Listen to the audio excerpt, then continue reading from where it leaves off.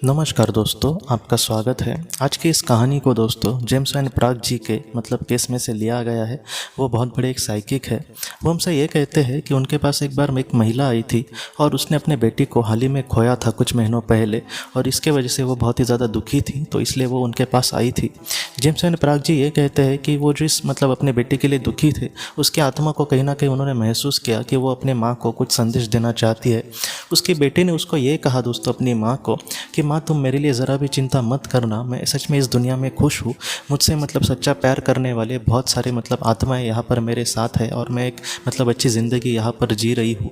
मुझे यहाँ पर कुछ भी कमी नहीं है, और मुझे सच में माफ़ कर देना कि बचपन से मैंने आपको सच में बहुत ज़्यादा परेशान किया।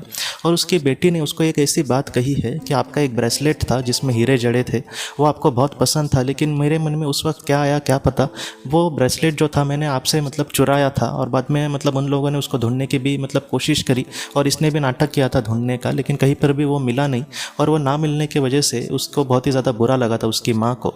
तो आज उसकी बेटी कहीं ना कहीं कबूल कर रही है कि वो जो दुख तुम्हें मिला ब्रेसलेट के जाने से, मुझे सच में उसके लिए माफ़ कर देना, क्योंकि मेरे ही मन में कुछ बुरा ख्याल आया था और उसको मैंने चुराया था, और उसके लिए सच में तुम मुझे माफ़ कर देना। उसकी माँ ने उसको कहा कि तुम्हें ऐसी छोटी बातों के लिए माफ़ी नहीं मांगनी चाहिए। बच्चे थोड़े से उस तरीके से कभी कभी सोचते हैं, और कभी कभी हम ऐसी बड़ी बड़ी गलतियाँ भी बचपन में करते हैं, तो तुम प्लीज़ मुझसे माफ़ी मत मांगना।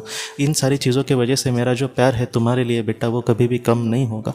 और उसकी माँ को बाद में उस बेटी ने ये कहा दोस्तों कि वो जो ब्रेसलेट था वो उसके भाई के शू बॉक्स में, उसने कहा कि गैराज में जो शू बॉक्स उसका रखा है पुराना, उसका जो शूज़ थे, उसका जो बॉक्स था, उसके अंदर मैंने उस ब्रेसलेट को छुपा के रखा है। आप प्लीज़ भाई को बोलना वो वहाँ से निकाले, और वो अपने आप आपके पास वो रखना। तो उसकी माँ ने कहा कि हाँ, वो ज़रूर अपने बेटे को कहेगी उसको निकालने के लिए, लेकिन तुम इस बात को मन को लगा कर मत रखना। और उसके बाद उसकी बेटी ने यह कहा कि मैं भी तुमसे सच में बहुत ही ज़्यादा प्यार करती हूँ माँ, और ऐसा नहीं है कि हमारा जो संबंध है वो इसी जन्म का है। हम हमेशा एक दूसरे के साथ ऐसे ही रहेंगे, और आत्मलोक में हम दोनों बहुत ही सुंदर जगह पर एक साथ रहेंगे। तो इसलिए तुम अपना ख्याल रखना, और मेरी ज़रा भी चिंता मत करना।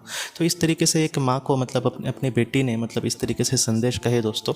ये जो किस्सा है, या फिर ये जो कहानी है उस माँ और बेटी के प्यार की, वो कहीं ना कहीं हमें यही सिखाती है कि कहीं ना कहीं जब आत्मा के स्वरूप में हम होते हैं दोस्तों, तब एक जो इंसान है वो अगर कुछ जीवन में गलतियाँ करता है, तो उसको मानने के लिए उसको बहुत ज़्यादा परेशानी नहीं होती। वो आराम से माफ़ी मांगेगा, और अपने लोगों से यही कहेगा कि मेरा जो प्यार है आपके लिए वो सच्चा है। हाँ, मुझसे कुछ गलती हुई, लेकिन उसके लिए तुम मुझे माफ़ भी करना, लेकिन मेरा जो प्यार है वो सच्चा है। इसलिए जितना हो सके हमारे जीवन में दोस्तों, हमारे जो करीबी लोग हैं वो कहीं ना कहीं हमेशा हमारे साथ होते हैं, और उनका जो प्यार है हमारे लिए वो कभी भी कम नहीं होगा दोस्तों। तो दोस्तों, हम अपने अगली वीडियो में किसी नए विषय को लेकर मिलेंगे। तब तक आप अपने परिवार का ख्याल रखना। आपका बहुत बहुत धन्यवाद। ज़िंदगी की रोशनी ये एक कंसल्टेंसी है जो ऐसे लोगों को मदद करने की कोशिश करती है जिन्होंने किसी अपने को खोया है, या फिर जो लोग अपने जीवन में बहुत ही ज़्यादा दुखी है। जो लोग इस संस्था के साथ जुड़ेंगे उन्हें पास्ट लाइफ रिग्रेशन की ऑडियो, ध्यान करने के लिए 5 ऑडियो, 10 ऑडियो बुक्स, और उसके साथ साथ PDF किताबें, ऐसी किताबें जो मोबाइल या फिर लैपटॉप या फिर कंप्यूटर पर आप पढ़ सकते हैं। ऐसी किताबें उन्हें ईमेल पर या फिर व्हाट्सएप पर भेजी जाएंगी। जो लोग इस संस्था के साथ जुड़ना चाहते हैं वो कृपया इस नंबर पर व्हाट्सएप मैसेज करें। आपका बहुत बहुत धन्यवाद।